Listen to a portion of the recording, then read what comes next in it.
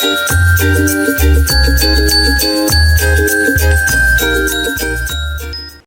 there, Kikau Alvaro here, Associate Artistic Director of Virginia Repertory Theater. I hope this video finds you and yours warm and cozy at home, cuddling up for tonight's bedtime story. This evening's tale was written by William Sidney Porter, who often went by the pen name of O. Henry. It is a story about love, sacrifice, and the gifts we give to one another. Please enjoy The Gift of the Magi.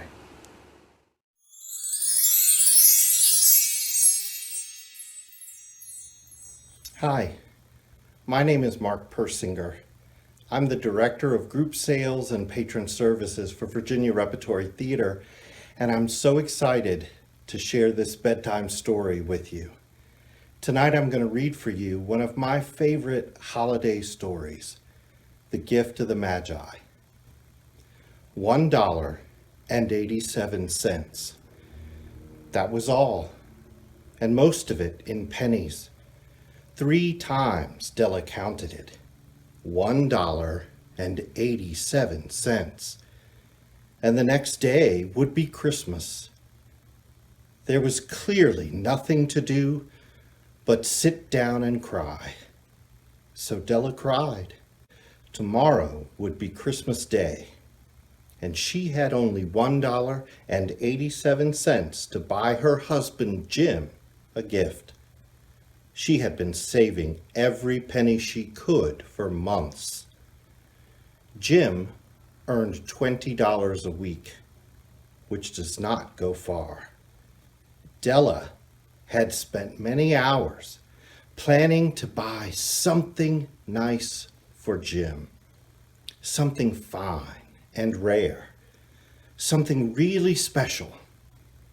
Between the windows in the room was a mirror. Della stood before the glass mirror and looked at herself. Then she pulled down her hair and let it fall to its full length. You see, Mr. and Mrs. James Young had 2 possessions they valued above all others. One was Jim's gold timepiece, the watch that had been his father's and his grandfather's. The other was Della's hair. Della's beautiful hair fell about her, shining like a brown waterfall. It reached below her knees. After a minute, she quickly put it back up again, and she stood still in front of the mirror while a few tears fell on the floor. But then she put on her coat and her old brown hat, and she headed for the door and down the street. She hadn't walked far when she stopped in front of a sign that read, Madame Sofroni, hair goods of all kinds. Della ran up the steps to the shop, out of breath. Will you buy my hair? Asked Della. I buy hair, said Madame. Take your hat off and let us have a look at it. Down came the beautiful brown waterfall of hair. $20, said Madame, lifting the hair with an experienced hand. Give it to me quick, said Della.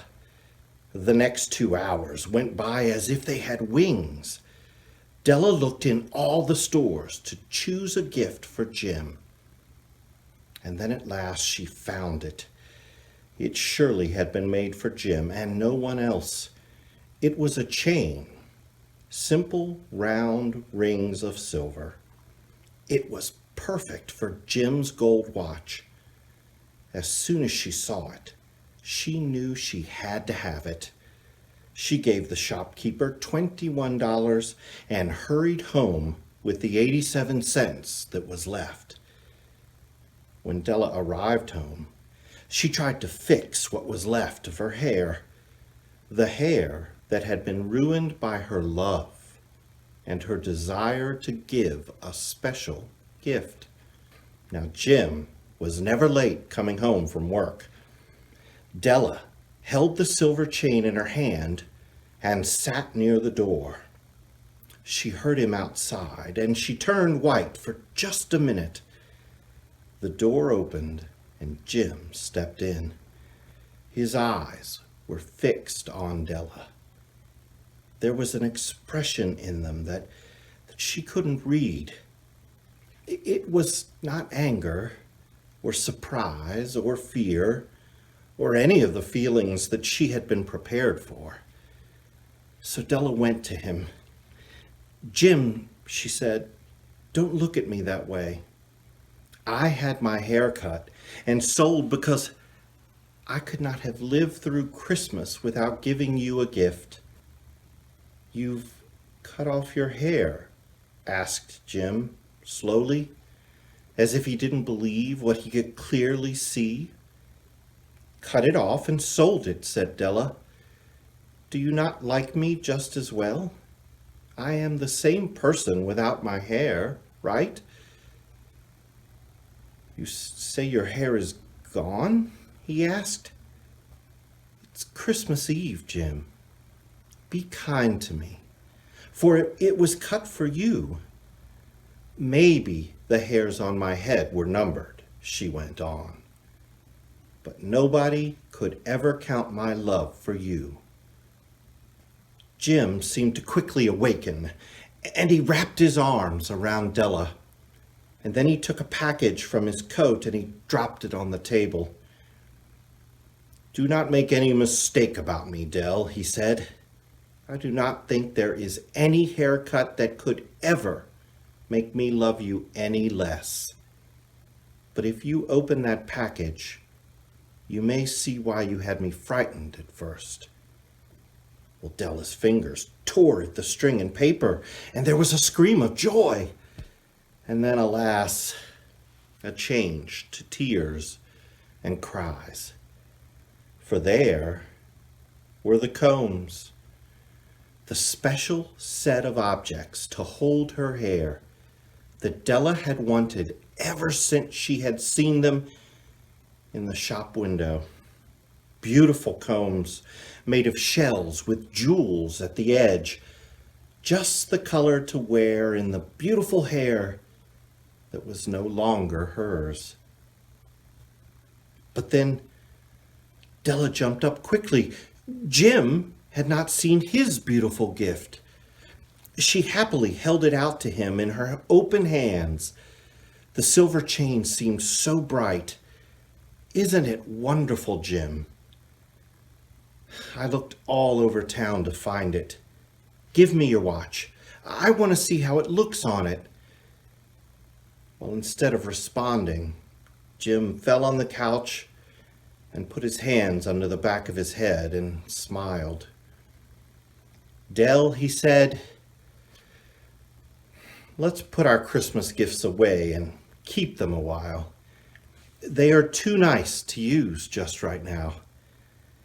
You see, I sold my gold watch to get the money to buy the set of combs for your hair. So now, why don't we put the meat on, relax, and enjoy our dinner?"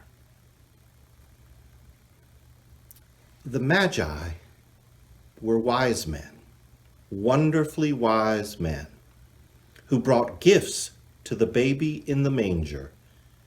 You see, they invented the art of giving Christmas gifts, and being wise, their gifts were wise ones. And here, I have told you the story of two young people who most unwisely gave for each other the greatest treasures of their house. But in a last word to the wise of these days, let it be said that of all who give gifts, these two were the wisest. Everywhere, they are the wisest. They are the Magi.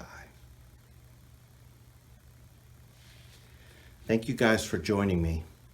I hope you have a terrific holiday season, a happy new year, and we'll see you soon at the theater. Good night. Wasn't that a moving tale of generosity and love? Now, in the story, both Della and Jim sacrifice something dear to themselves in order to provide a gift for the other. Gifts come in all shapes and sizes. Some are purchased, some are made, but the best, by far, are experienced, like love. Let's all take a moment tonight to contemplate all the gifts of life and all we have to be grateful for. From our family to yours, good night.